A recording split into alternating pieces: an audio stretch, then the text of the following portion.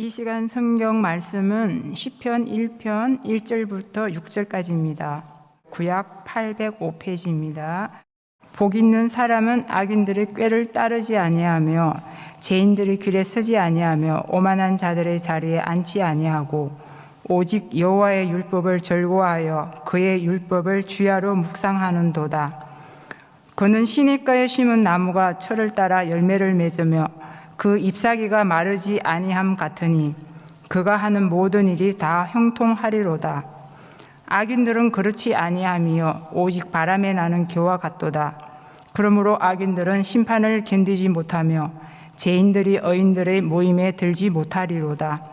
무릇 의인들의 길은 여호와께서 인정하시나 악인들의 길은 망하리로다. 아멘. 네, 저는 사순절이 되면 복음서 말씀 본문과 더불어서 시편을 함께 묵상을 합니다.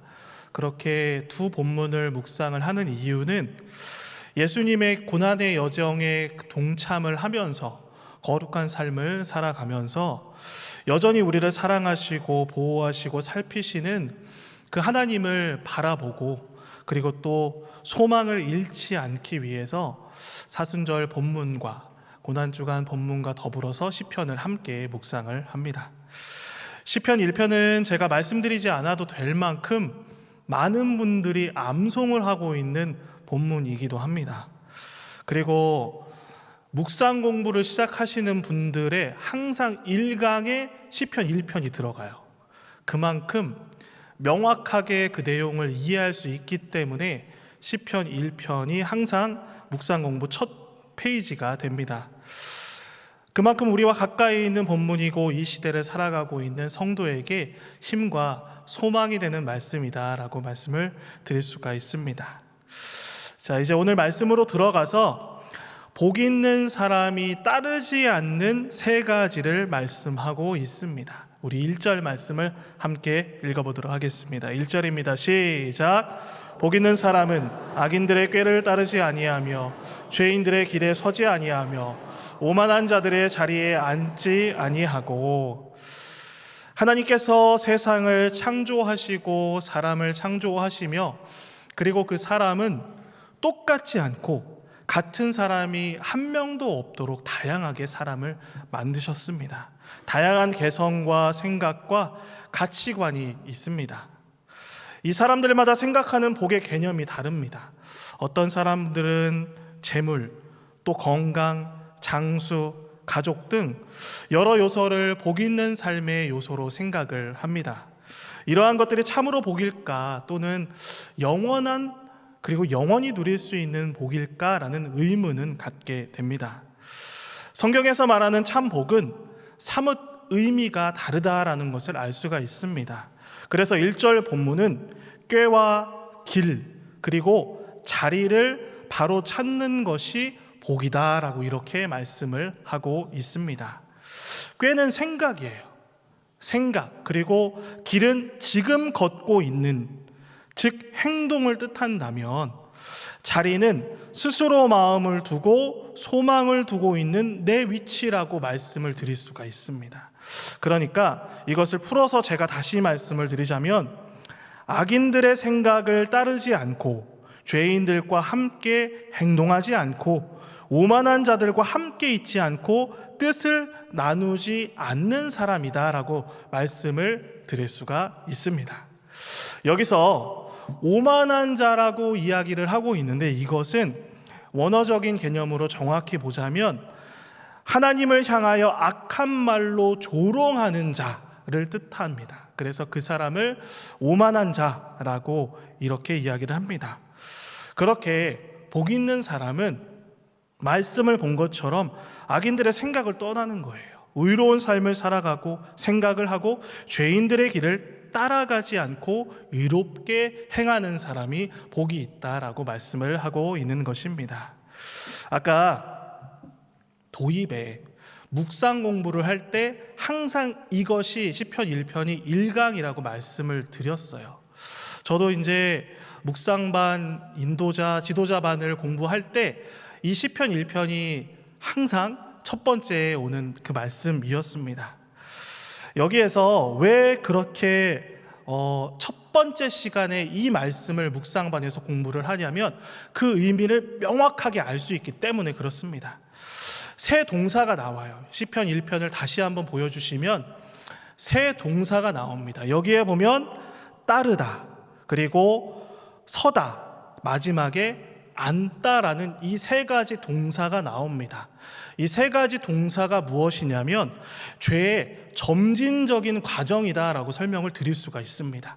그러니까 즉 사람이 죄를 향해서 점점 깊이 빠져가는 과정에 대해서 설명을 하고 있는 것입니다. 처음에는 호기심에 사람들이 따라갑니다. 거기에 좋은 것이 있을까? 호기심에 따라갑니다. 그리고 그 자리에 서서 고민을 하는 거예요. 이게 좋은 건가? 나쁜 건가? 하지만 그 자리에 계속 머물게 됩니다. 마지막은 무엇이죠? 그 자리에 앉게 되는 것입니다. 이것을 죄의 점진적인 과정을 잘 설명하고 있기 때문에 그래서 항상 이 시편 1편 본문이 묵상반의 첫 번째 말씀으로 채택이 되는 것 같습니다. 그러니까 이런 길을 피하는 사람이 복이 있다라는 것을 말씀하고 있는 것입니다. 우리가 이 땅 가운데 살아가면서 악인들도 있고 죄인들도 있고 의인이 있어요. 그리고 복을 받는 사람이 있습니다. 여기 있는 우리 모든 성도님들이 복 있는 사람으로 축복된 인생을 살아가시는 송현교회 성도님들 되시기를 바랍니다. 지금까지 복 있는 사람이 하지 말아야 할 것, 조심해야 될 것에 대해서 함께 말씀을 나눴습니다. 이제 적극적으로 권면하는 것이 있습니다. 적극적으로 말씀을 통해서 권면하고 있는 것이 있는데 즐거워하고 기뻐하는 것에 대해서 말씀을 합니다. 2절 말씀을 우리 한 목소리로 읽어보도록 하겠습니다. 2절입니다. 시작.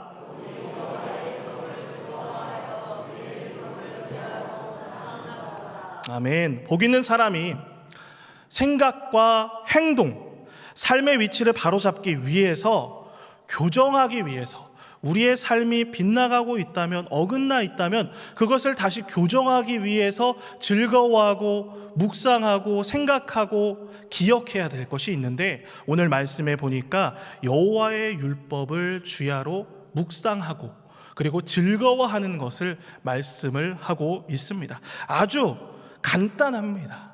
여러분, 죄를 이기는 힘은 죄를 짓지 말자고 우리가 결단을 아무리 한다고 해서 죄를 짓지 않던가요? 그렇지는 않습니다. 어떤 것입니까? 바로 의로운 하나님의 말씀이 내 안에 채워질 때 비로소 죄를 짓지 않을 수 있게 되는 것입니다. 우리가 넘어지더라도 그것을 극복하기 위해서 우리에게 필요한 것은 우리가 작정한다고 해서 다시 범죄하고 넘어지고 일어나지 그런 상황 가운데 우리에게 정말 필요한 것은 무엇입니까? 하나님의 말씀이 우리의 마음 가운데 있어야 한다라는 것입니다. 그 여호와의 율법으로, 여호와의 말씀으로 가득할 때 우리가 죄에서 멀어지는 삶을 살아갈 수가 있다라는 것을 말씀하고 있는 것입니다. 이는 단순히 말씀을 읽는다거나 듣는다거나 라는 것이 아닙니다. 말씀을 즐거워하는 것이고 묵상하는 것입니다. 먼저 즐거워한다, 즐거워하다라는 것을 우리가 한번 살펴보도록 하겠습니다. 이것을 원어로 보면 어떤 사람이 행하거나 가지기를 강하게 원하는 것입니다. 그래서 성경에 보면 솔로몬이 스바 여왕에게 그녀가 기뻐하는 것을 모든 것을 주었다라고 사용되었어요. 그리고 쉽게 말씀을 드리면 이 즐거워하다, 즐거워한다라는 것은 그곳에 초점을 맞추는 것입니다. 그것에 초점을 맞춰서 나의 시간과 노력을 쏟고 다른 것과 바꾸지 않겠다라는 다짐하는 것입니다. 그것이 바로 즐거워하는 것입니다. 여러분, 하나님의 말씀을 즐거워하는 것은 우리의 우선순위가 그곳에 있다라는 것입니다. 하나님의 말씀에 우선순위가 있는 사람, 그 사람이 하나님께서 복을 주시는 사람이다라는 말씀입니다. 이번 사순절 기간에 이렇게 되기를 간절히 소망합니다. 우리가 말씀으로 예수님을 따라가면서 그분의 고귀한 희생과 고난에 동참하고 그리고 그러는 우리 모두가 되기를 간절히 소망합니다. 여기 보니까 두 번째 묵상으로 번역된 히브리어가 있어요. 묵상은 말하다, 속삭이다, 신중히 생각하다, 연구하다라는 뜻으로 이것을 풀이할 수가 있습니다. 그러니까 말씀을 깊이 생각하고 연구하면서 스스로에게 늘 말하고 속삭이는 것을 말합니다. 우리가 묵상을 한다라는 것은 말씀을 읽고 끝나는 게 아니에요. 말씀을 읽고 내 삶에 적용하는 것입니다. 그리고 말씀을 읽고 그 말씀을 연구하고 더 깊이 고민해 보는 것입니다. 그것이 성경에서 말씀하는 묵상이다라고 말씀을 드릴 수가 있습니다. 그래서 이 묵상은 우리에게 왜 이 묵상이 필요합니까? 바로 영적인 갱신, 그리고 영적인 회복, 하나님과 교통에 있어서 가장 가치 있는 행위이기 때문에 그렇습니다. 우리가 묵상이 필요한 이유는 아까도 말씀을 드렸잖아요. 우리가 살아가면서 내 힘으로 내가 결단하고 작정한다고 해서 죄에서 넘어지지 않는 것은 아닙니다. 많이 넘어지죠. 많이 쓰러집니다. 하지만 그럼에도 불구하고 내 마음 가운데 여호와의 말씀을 묵상하고 즐거워하는 사람은 주님께로 돌아오게 된다는 것입니다. 우리 내 영혼이 요즘 들어서 이렇게 느껴지시는 분들이 계시다면, 내 영혼이 지치고 혼자 있는 것처럼 느껴지고 그리고 외롭고 두려움에 휩싸이는 성도님들이 계시다면 주의 말씀을 묵상함으로 나아가는 우리 성도님들 되시기를 바랍니다. 다윗은 이렇게 고백을 합니다. 시편 19편 14절 말씀입니다. 우리 한 목소리로 읽겠습니다. 시작. 나의 반석이시오 나의 구속자이신 여호와여, 내 입의 말과 마음의 묵상이 주님 앞에 연락되기를 원하나이다. 아멘. 그렇습니다. 다윗이 이와 같이 고백을 하고 있는 것입니다. 내 입의 말과 마음의 묵상이 주님 앞에 드려지기를 원합니다 라는 고백이죠. 우리의 모든 생각과 말과 행위가 거룩하신 그 하나님 앞에 기쁨과 감사함으로 드려지는 산 제사가 되기를 간절히 소망합니다. 우리가 신앙생활을 하면서 이와 같은 생각, 그리고 다윗과 같은 마음으로 하나님께 나아가는 우리 모두가 되었으면 좋겠습니다. 말씀을 가까이 하고 연구하며 그리고 묵상하며 하나님과 동행하는 성도님들이 되시기를 바랍니다. 옛날에는, 요즘은 아닌 것 같아요. 요즘은 확실히 많이 없는 것 같습니다. 옛날에는 가훈이 있었어요. 각 가정마다 가훈이 있었고 각 반마다 급훈이 있었어요.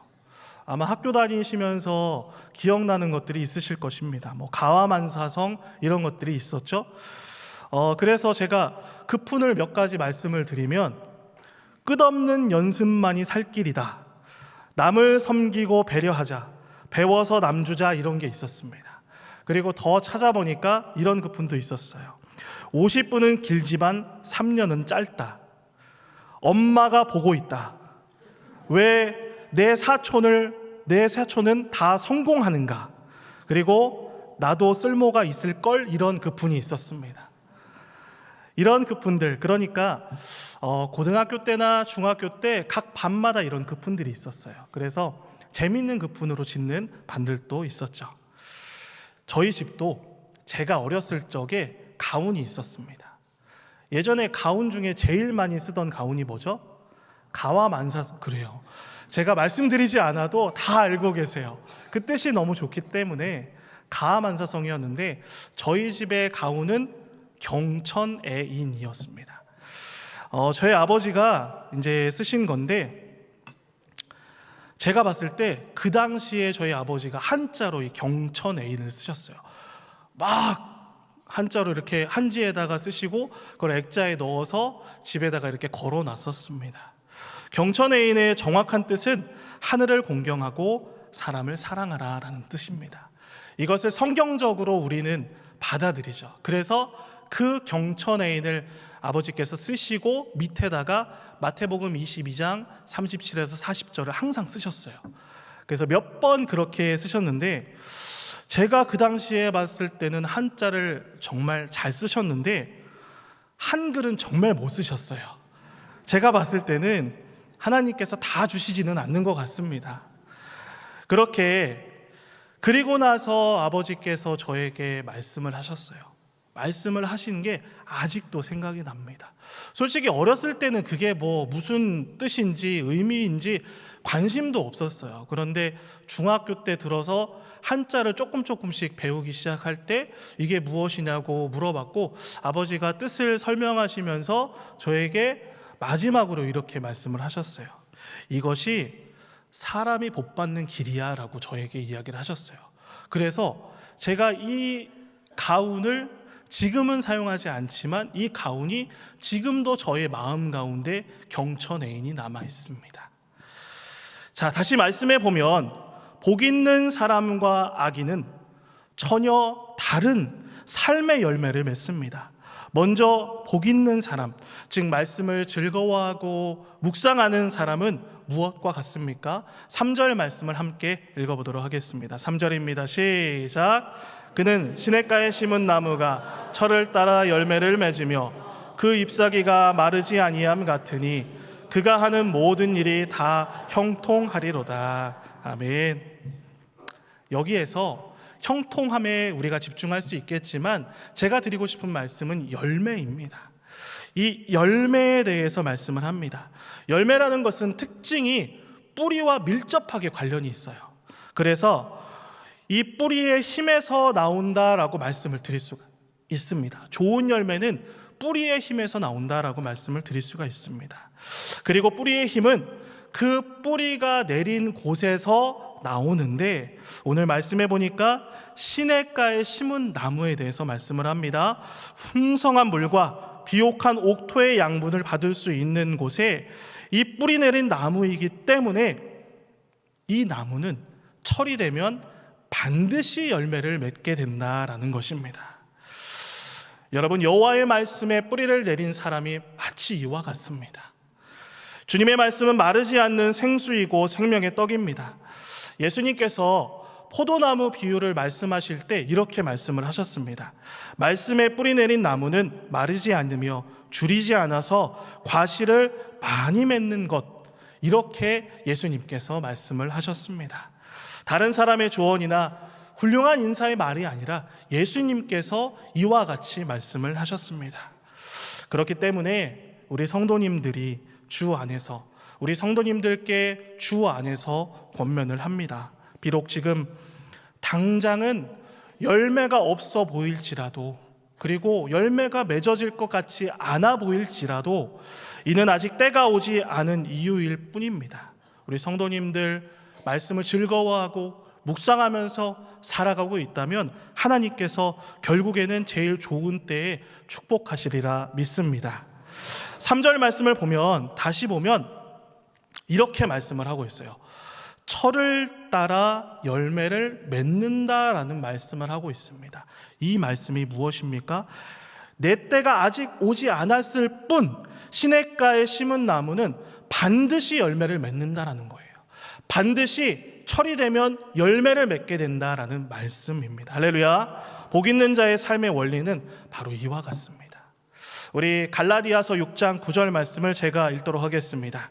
우리가 선을 행하되 낙심하지 말지니 포기하지 아니하면 때가 이름에 거두리라. 아멘.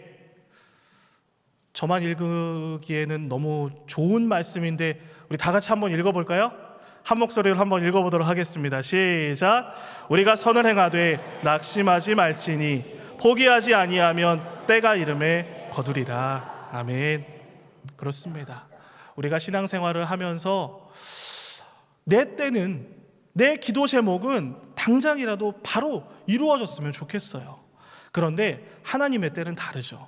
하나님께서는 우리에게 제일 적합한 때를 준비하고 계셨기 때문에 그 때가 되면 열매를 맺게 하십니다. 그리고 오늘 말씀해 보니까 포기하지 말고 낙심하지 말고 철을 따라서 열매를 맺기 때문에 반드시 열매를 맺게 된다라는 이 말씀을 붙잡고 소망 가운데 살아가시는 우리 성도님들이 되시기를 바랍니다. 언젠가는 반드시 그 열매를 보게 됩니다. 반면에 여호와의 법에 반하고 죄를 짓는 이 악인들의 삶은 좋은 열매를 맺는 것과 달리 다르게 설명을 하고 있습니다. 우리 4절 말씀을 함께 읽어보도록 하겠습니다. 4절입니다. 시작.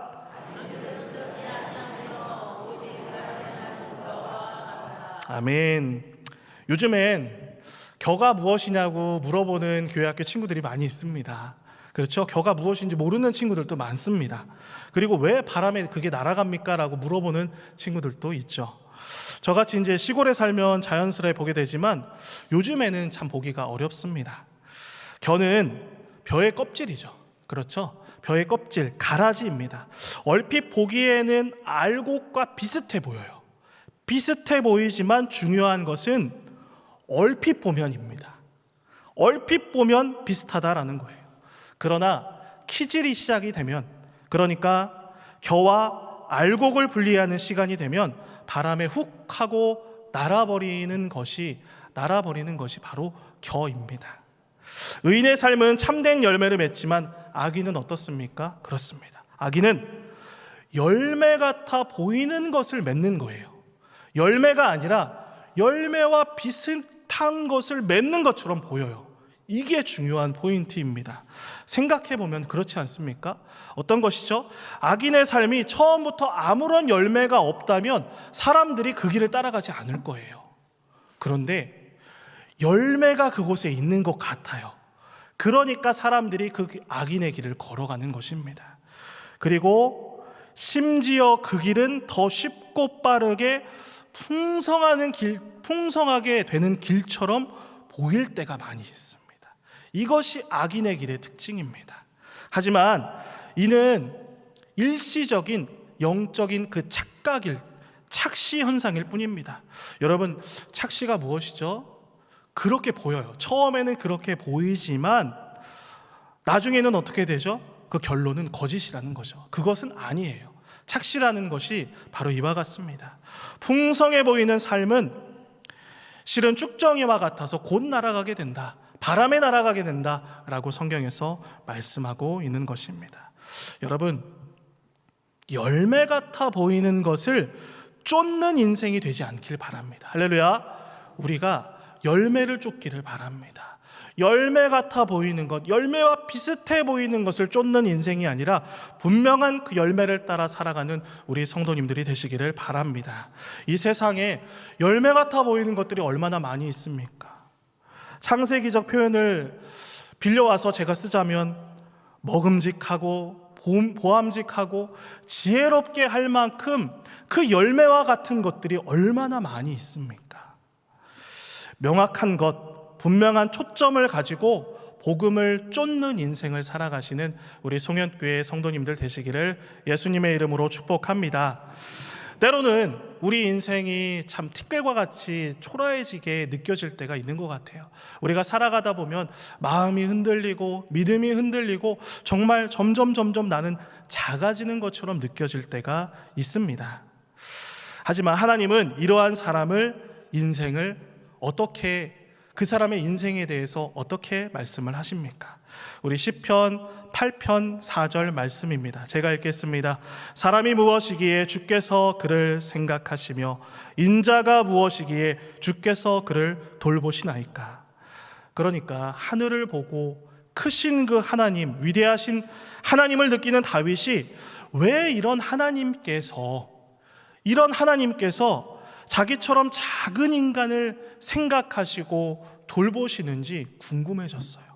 그래서 이와 같이 고백을 하고 있는 것입니다. 사실 사람은 그 크기와 생애 시간으로 보자면 정말로 우주적으로 보자면 티끌과 같은 존재입니다.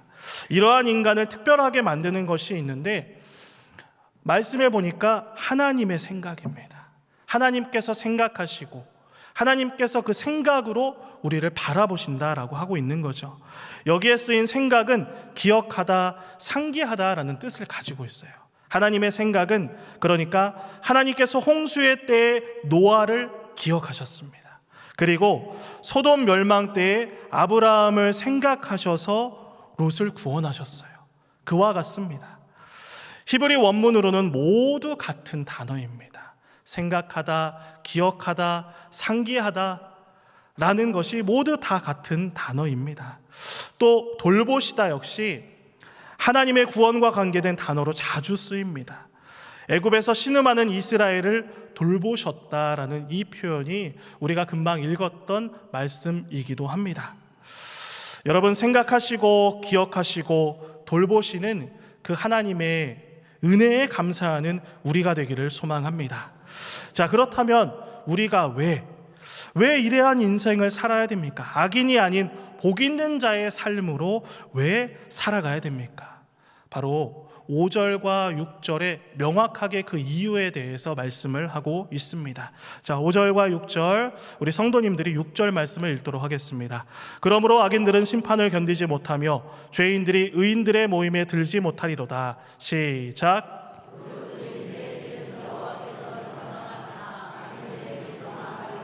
아멘. 솔직히 악인이 잘돼 보일 때가 있습니다. 그렇죠? 예수님을 믿지 않아도 잘돼 보이는 사람들이 너무나도 많습니다. 하나님의 말씀과 관계없이 그러한 삶에도 성공이 찾아오는 것을, 그리고 그 삶이 더 풍성해 보이기까지 합니다. 가끔은 죄를 행하거나 적당히 요령껏 사는 것이 그런 삶이 더 편안한 삶이 아닐까라는 생각도 하게 됩니다. 이것이 많은 신자들이 낙담에 빠지거나 신앙을 타협하는 이유다라고 말씀을 드릴 수가 있습니다. 그러나 악인의 삶은 우리가 금방 읽었던 말씀과 같이 명확하게 말씀합니다. 하나님의 심판을 결코 견디지 못한다라고 말씀을 하고 있습니다. 악인의 마지막은 정해져 있다라고 말씀을 하고 있는 것입니다. 이는 종종 현실에서도 경험되는 일이지만 궁극적으로 그 하나님의 심판대 앞에서 반드시 이 일이 일어날 것이다 라고 성경에서는 말씀하고 있습니다. 시인은 이것을 말하고 있는 거예요. 우리가 이 땅 가운데 살아가면서 어떤 사람이 복이 있는 사람입니까? 결국에는 하나님께 붙어 있는 사람이에요. 하나님의 말씀을 즐거워하고 묵상하고 그 안에 살아가면서 하나님의 그늘 아래 살아가는 사람이 복이 있는 사람이다 라고 말씀을 하는데, 악인에 대해서도 같이 이야기를 하고 있어요. 그런데 마지막에 그 악인의 결말에 대해서, 결론에 대해서 이야기를 분명하게 하고 있는 것입니다. 마지막으로 하나님은 의인과 악인의 삶을 어떻게 결정하십니까? 예를 들자면 바로 이와 같습니다. 어떤 경기에 참여한 자가 승리하려면 그 과정과 결과를 심판이 인정해야 됩니다. 그렇죠? 그래야 공정한 경기다라고 말씀을 드릴 수가 있어요. 단순히 내가 열심히 했다, 노력했다의 문제가 아니라 지금도 많은 이들이 나름대로 열심히 살고, 성경에 보면 이렇게 말씀하고 있어요. 심지어 악인들도 악을 열심히 행한다라고 표현을 하고 있습니다.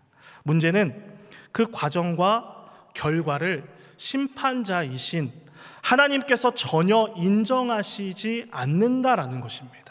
이것을 시인은 말씀하고 있는 것입니다. 그러나 의인들의 길은 여호와께서 인정하십니다. 우리에게 소망이 되는 말씀입니다. 모두가 외면했던 그 길을 우리가 믿음의 길을 걸어가면서, 좁은 문으로 들어가면서, 거친 그 길을 걸어가면서, 광야를 걸어가면서 고독히 걸었던 그 시간이 영광이 되는 날이 분명히 있습니다. 아까 열매에 대해서 말씀을 드린 것처럼 철이 되면 분명하게 열매를 맺게 될 줄 믿습니다. 할렐루야. 계시록의 표현을 빌리자면 이렇게 말씀을 합니다. 그때 의인들의 눈물을 주님께서 닦아주십니다. 할렐루야. 우리 모든 성도님들, 이번 일주일 동안 우리 성도님들이 살아가시면서 오늘 말씀을 묵상하고 이 도전을 가지고 일주일을 살아가셨으면 좋겠습니다. 복 있는 삶으로 살아가는 우리 송현교회 가족들 되시기를 바랍니다. 주님 안에서 그 율법을, 말씀을 내 마음판에 새기고 그것을 즐거워하며 기쁨 가운데 소망 가지고 살아가는 우리 모든 송현교회 성도님들 되시기를 예수님의 이름으로 간절히 축원합니다. 기도하겠습니다.